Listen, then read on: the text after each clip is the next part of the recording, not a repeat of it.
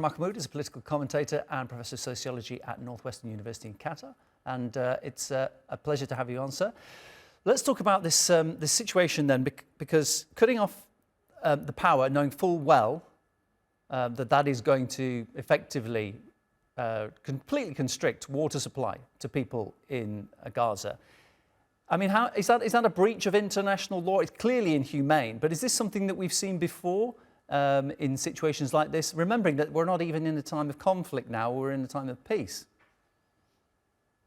Absolutely. This is a clear breach of international norm in humanitarian activism as well as in situations of conflict, because this is absolutely an unprecedented happening, what we have been seeing in Gaza. So they are out of basic supplies. Their access to food aid is blocked. Now electricity has been, the only existing electricity grid has been cut off for 10 days. Yeah, 10 days in a row. This is absolutely unimaginable, and obviously it's not acceptable at any standard. The problem is, what are the repercussions if a country does this? Will they be held to account afterwards?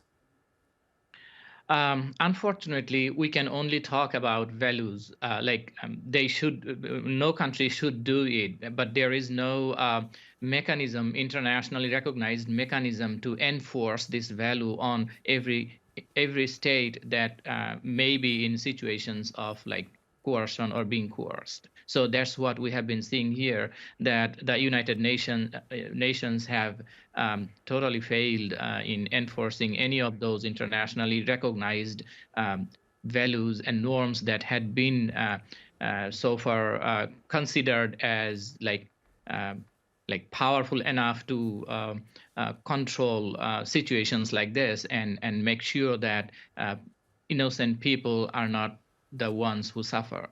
But that's what we have been seeing.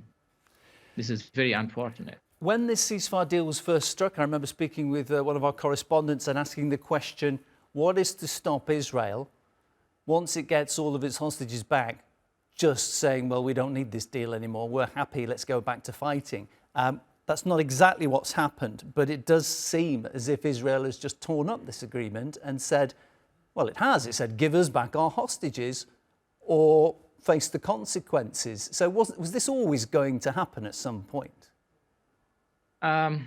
It's difficult to say with full certainty. However, the way things are unfolding seems like what you have just said, the worst would be most likely outcome. So, for instance, if the ceasefire deal was properly followed, then we would see Gaza in the second phase in the ceasefire, which would involve withdrawal of Israeli army from Gaza, as well as more more hostages released like every week. So by now the situation would be much better for both sides, which unfortunately is not happening.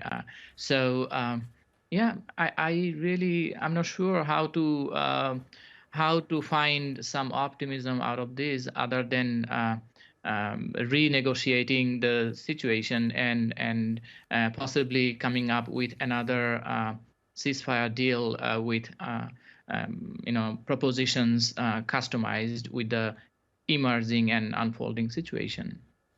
Hasan, pleasure to speak to you. Thanks so much for your time. Hasan Mahmud, political commentator, professor of sociology at Northwestern University in Qatar.